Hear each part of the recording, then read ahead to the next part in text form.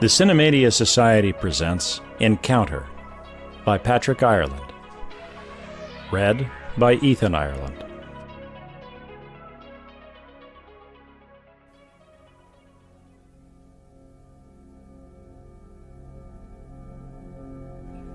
At first, the flying saucer seemed as unconvincing as a politician under indictment. I thought it was just a kid's toy hanging there 30 feet above the backyard, rotating slowly. I could hear a metallic hissing noise coming from it, and my only thought was appreciation for the toy manufacturer having gotten the flotation bit down so nicely. No doubt there was a kid nearby with a radio control transmitter operating the thing. When the thin ray of purple light lanced out of a bubble on the underside of the craft, I smiled, thinking it was a great little effect. Death ray. The focal point of the beam was my kettle barbecue, standing serenely on the patio, 10 feet from me. It resembled an alien spacecraft itself, resting on tripod landing gear. A moment later, the barbecue began to fluoresce with a slowly pulsing purple light, as if illuminated from within.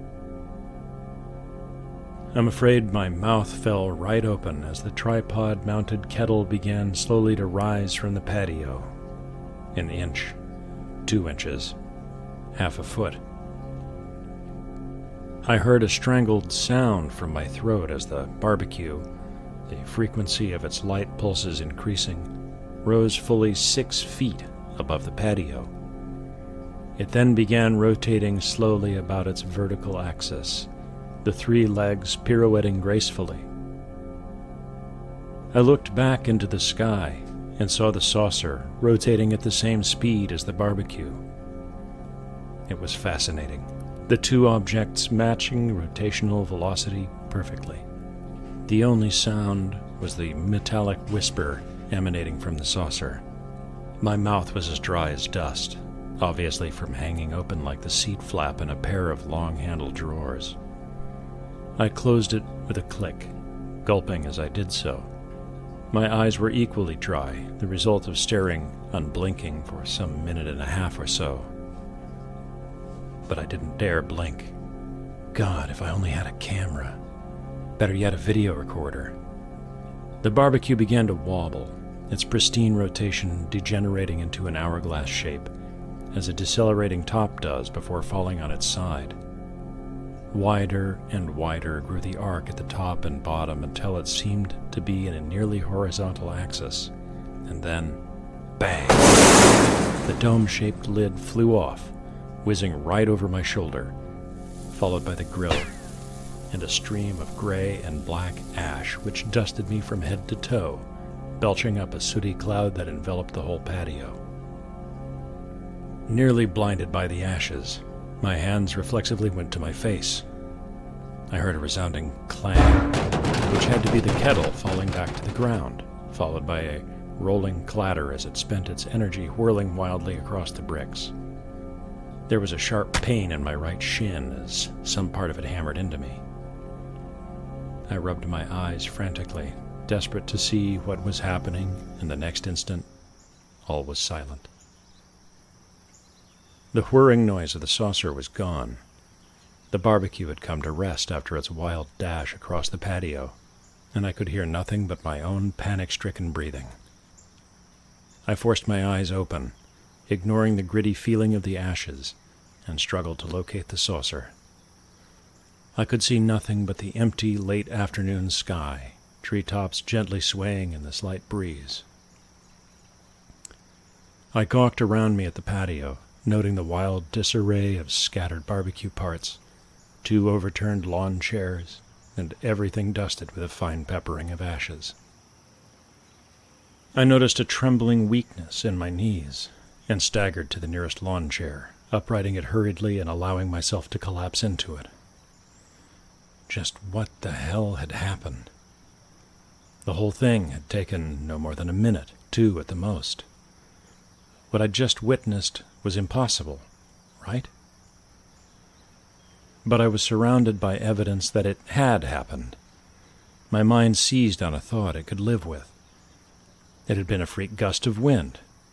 Sure, that was it. Something like the dust devils you see careening crazily across a sandlot, sucking up papers and leaves and flinging them violently skyward before disappearing as suddenly as they'd materialized. Of course. What else could it have been? Feeling somewhat better now, I stood up and began to collect scattered pieces of barbecue. The two wheels had been flung off in different directions. The lid was at one end of the patio. The tripod and lower dome were separated, lying 20 feet apart. The grill was nowhere to be seen, evidently having cleared the fence after nearly decapitating me.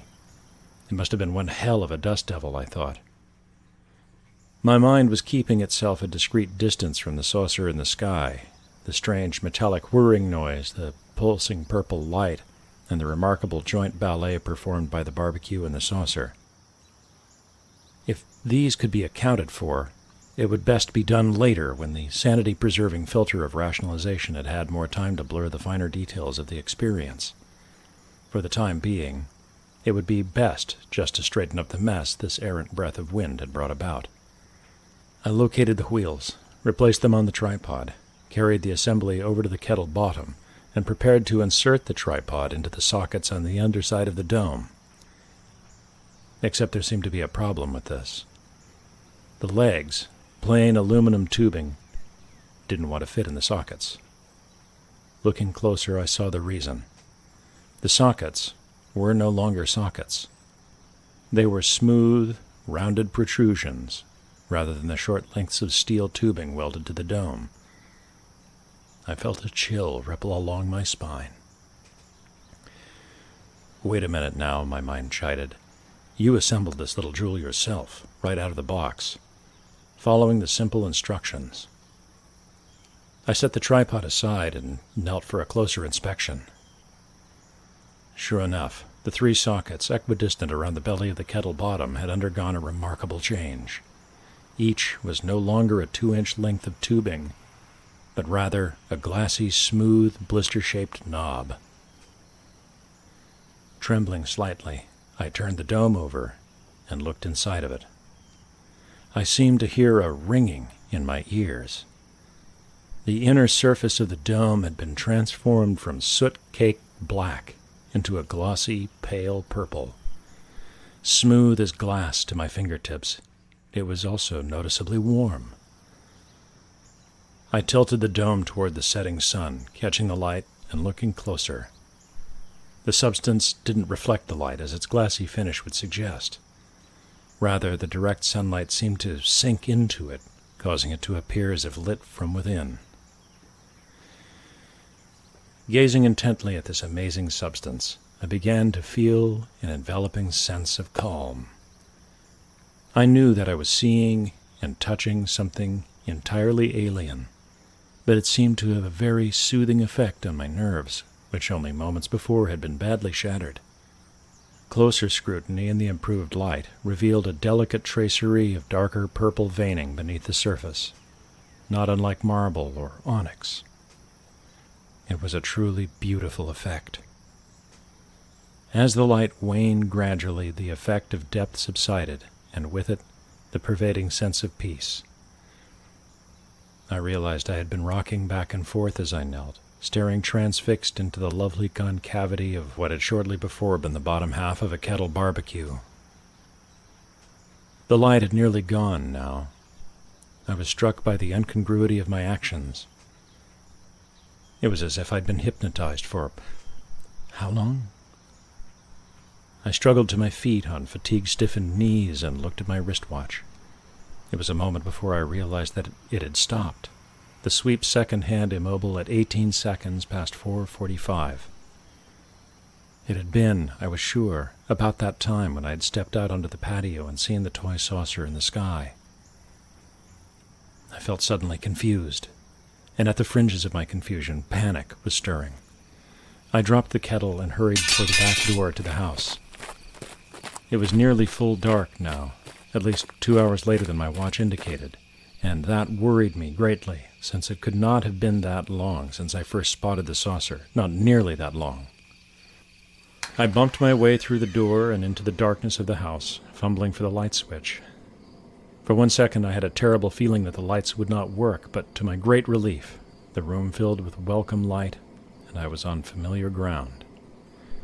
This reassurance only cast into high relief the oddness I'd felt in my own backyard. It was as if the door I had just come through now led back out to an entirely alien and frightening place. I looked at the mantel clock and felt a queer falling sensation in the pit of my stomach. It read 7 o'clock. I hurried to the kitchen, where the clock on the stove verified the one on the mantel. Something over 2 hours had passed in what seemed like 15 minutes at the most. I opened a cabinet and seized a bottle of brandy. What I needed now was the opportunity to relax, lest my mind carry me off into total hysteria. The bottle's neck vibrated distressingly against the rim of the glass as I poured, and a bit of the liquor slopped over onto my hand. Ignoring it, I drained the glass, shuddered as the brandy burned a path down my throat, and poured another.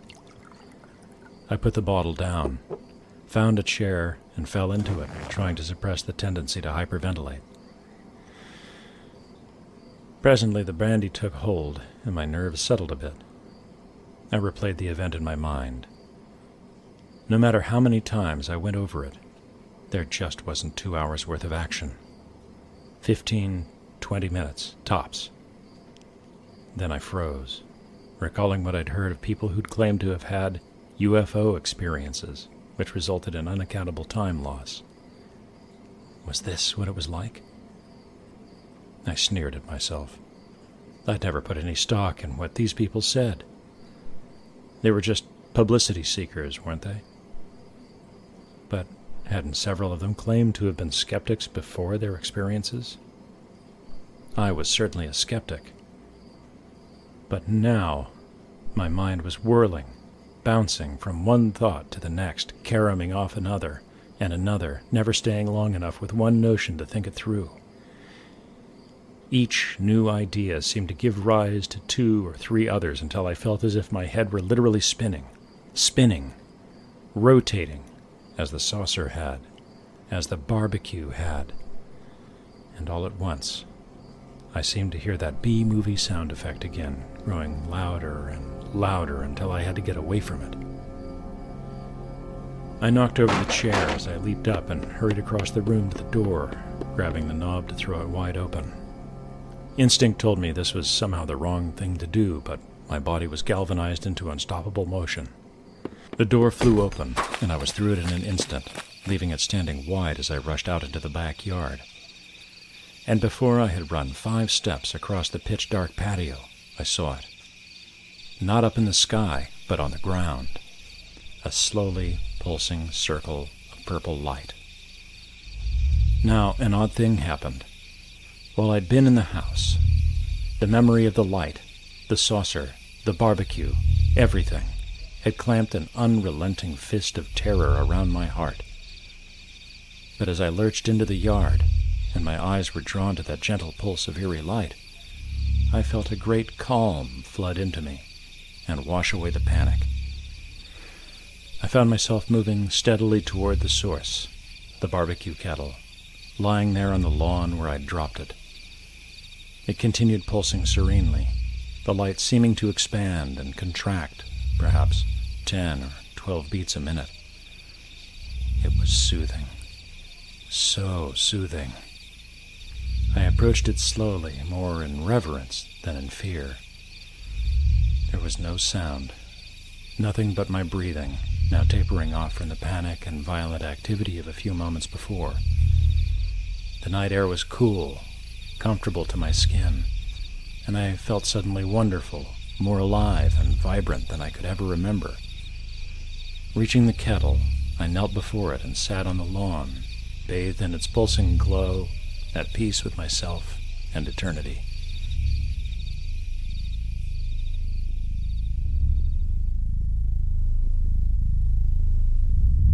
It is difficult to describe what I experienced that night as I sat before the well of pulsing purple light, staring unbrokenly into its depths. I would say I was mesmerized, but that term is inadequate since, to me, it means something like sleep. I would say entranced, but that seems to indicate being without conscious will. And I was certainly conscious. In fact, I was more conscious than I'd ever been. I know of no words that will precisely describe the experience, because such an experience is, to my knowledge, without parallel. I can only relate that I spent the entire night in a kind of rapture, every molecule of my attention focused on that ethereal light source. But it was so much more than that. As the light entered my eyes, it seemed to penetrate directly into my brain and then to proceed down my spinal cord and out along all my nerves until it permeated every last neuron in my body, energizing my consciousness and awakening my spirit.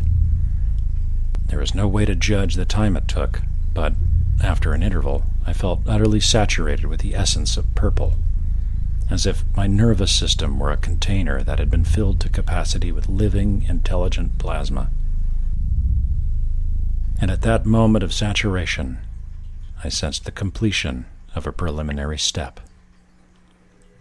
Then there came into my mind a series of images, much more than images really, for they carried ideas, implications, complete concept structures that conveyed profound meaning, yet did so by no other means than the evocation of the image itself. Each was an image like no other in my experience, seeming to surround me entirely, and at the same time to be contained by me. And the flow of them. They seemed to burst through my mind like a billion bubbles all at once, and yet somehow sequentially. As you might see countless stars in the sky, if the sky were really your own mind, and every star was different, though all were the same and part of a greater whole, and that whole was your mind. This infinitely varied series of images seemed to go on endlessly, and yet seemed to happen all in an instant. My mind felt stretched, expanded, like a balloon, though not at all uncomfortably so. And I found that I could focus my attention on any image, or all as I chose, and that by doing so, I could experience what I can only describe as time without duration. That is to say, upon selecting a particular image, I would be drawn into it, become it, and experience its entire meaning, as well as its connection with any or all of the others. And though the meaning might be infinitely complex, and the conveyance of it seemed to take a lifetime, there was no sense of time passing. Neither did time seem to stand still, for there was really no sense of time at all, or the lack of it. Such an experience, transcending anything in my imagination, would seem to be the ultimate in subjective absorption, but again, it was everything but subjective, for it encompassed what seemed to be the entire universe, and all the time in it, without beginning or end. After a time, the apparent paradoxes ceased to matter, and my evaluative processes were immobilized. There are not words, nor is there time enough in 10 lifetimes, or 1,000, to relate even a fraction of my experience that night. So I must content myself with relating the one element fundamental to the entire process. It had to have been the saucer, naturally. And while you think that I had been the unwitting recipient of some sort of psychedelic alien television broadcast, the truth is quite simple. But I've decided not to tell you what it is after all. Because some evening, perhaps you'll step out onto your back patio for a breath of air, and before you see the next day's sunrise, we'll know exactly what I'm talking about. I do hope so.